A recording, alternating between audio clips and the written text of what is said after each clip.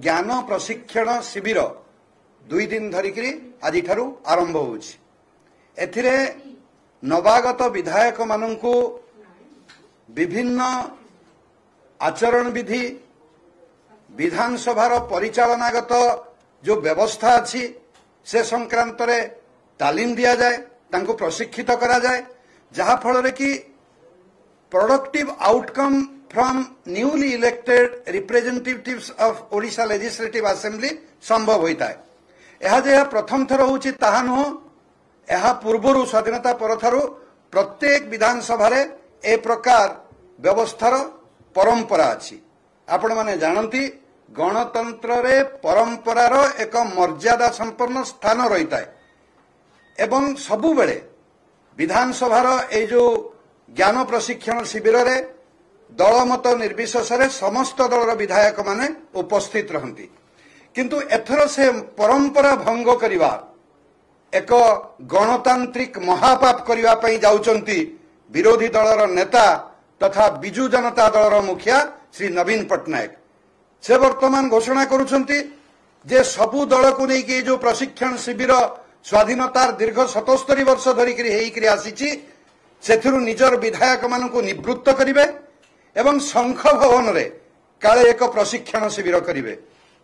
परंपरा को अमर्यादा देवा ठारू अगणतांत्रिक मनोवृत्ति आउ किछि न थाई पारे। एहा नवीन बाबूंकर अहंकारी एवं बिजु जनता दलर दरबारी मनोभाव को स्पष्ट करुची। आपण माने जानती जे ए जो व्यवस्था अछि प्रशिक्षणर, एहा गृहर अधिष्ठाता बाचस्पति निष्पत्ति नियंती किए आसीबे न आसीबे। एथिरे विरोधी दलर मध्य अनुभवी जो माने सरकारी दलर नुहंती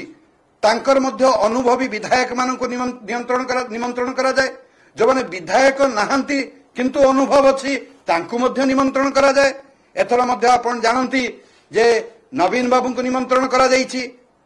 विधायक नथिबा नरसिंह बाबू एवं प्रफुल्ल घड़ई को मध्य निमंत्रण करा जाइछि, अनुभव थिबा विधायक रणेंद्र प्रताप स्वाई को मध्य निमंत्रण करा जाइछि, किंतु ता सत्वे काली गाईर भिन्न गोठ भली सर्वदलीय प्रशिक्षण शिविररू निजकू विच्छिन्न करिकरी जो प्रकार कार्यक्रम बिजु जनता दल करुची, यह गणतंत्र प्रति आदौ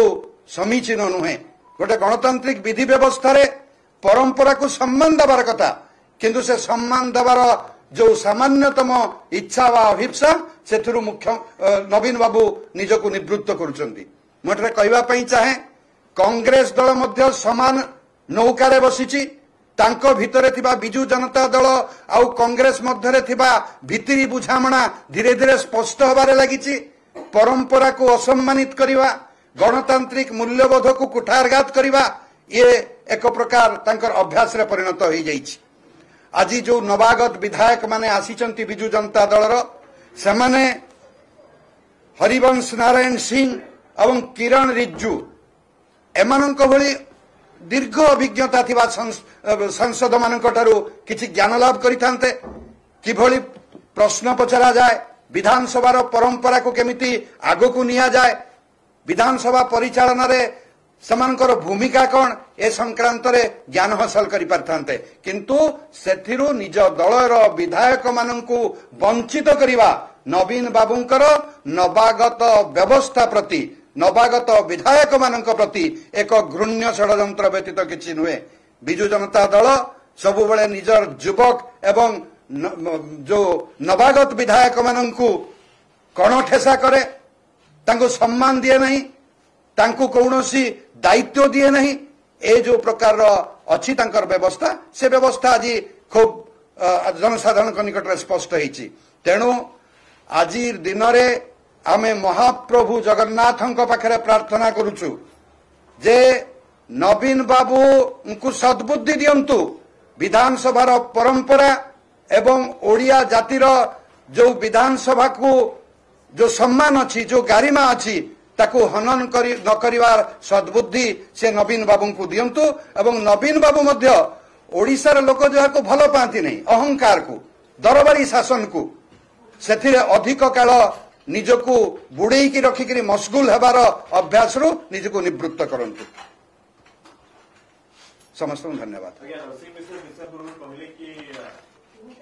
ओडिशा भी अनेक नेता अच्छे जो नेता को डका जाई पाछा जो माने सेशन नहीं थाते जो नरसिंह मिश्र को डका जाई छी किंतु बाहर नेता को डाकिबा दली नेता को डाकिबा सठिक उचित निष्पत्ति नथिला या नरसिंह मिश्र को ज्ञान और शिक्षार बाहर और भीतर किसी थाए बोली आमे कहीं अनुभव करूना जदि से प्रकार अनुभव नरसिंह बाबूंकर अच्छी ताहले आमे नाचार आम तांको ऊपर किसी वक्तव्य देवार नहीं अनेक या पूर्व परंपरा अच्छी या पूर्व देखा जाइछि जे ओडिशा बाहर मध्य अनेक व्यक्ति विशेष को अनेक संस्था को ए प्रशिक्षण जो ज्ञान प्रशिक्षण शिविर को डका जाइथा मुख्यमंत्री सम्मान एवं गारिमा संक्रांत रे भारतीय जनता पार्टी नवीन बाबू कौन ज्ञान हासिल करने चेष्टा करे नहीं इच्छा प्रकाश मध्य करे नहीं मुख्यमंत्री ज्ञान गारिमा तांकर कौन केमिति से रखिथिले ता ओडिशा जनसाधारण 24 वर्ष धरिक देखी कौन प्रशिक्षण भारतीय जनता पार्टी आशा रखे नहीं।